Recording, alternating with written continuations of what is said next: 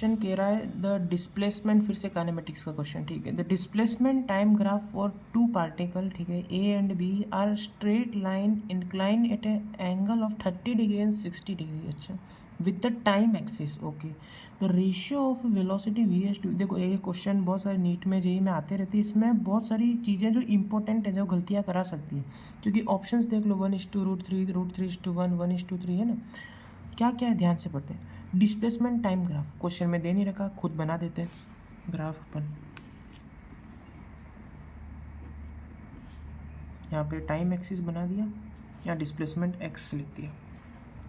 For two particle A and B straight line है और incline है at an angle of 30 degree और 60 degree, ठीक है। मान लेते एक 30 डिग्री पे है, एक 60 डिग्री पे।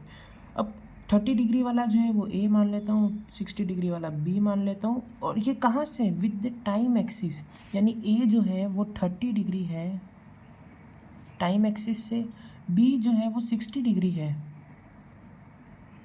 टाइम एक्सिस से। अब देखते हैं आगे क्वेश्चन क्या कह रहा है। Question says the ratio of velocity of V A is to V B, ठीक है। वेलोसिटी क्या होता है पहले ही पता है, वेलोसिटी ए की डिस्प्लेसमेंट अपॉन टाइम। छोटा सा डिस्प्लेसमेंट ले लेंगे तो छोटा सा डिस्प्लेसमेंट डी एक्स ले लिया, छोटा सा डिस्प्ले टाइम का इंटरवल जो अपन ऐसा लिख सकते हैं delta t limits tends to infinity, उसको ही तो डी टी बोलते हैं। बस तो ये D x by D T, यानी कि इसका जो स्लोप है वही अपन को वेलोसिटी दे देगा। बस अब तो क्वेश्चन आसान हो गया।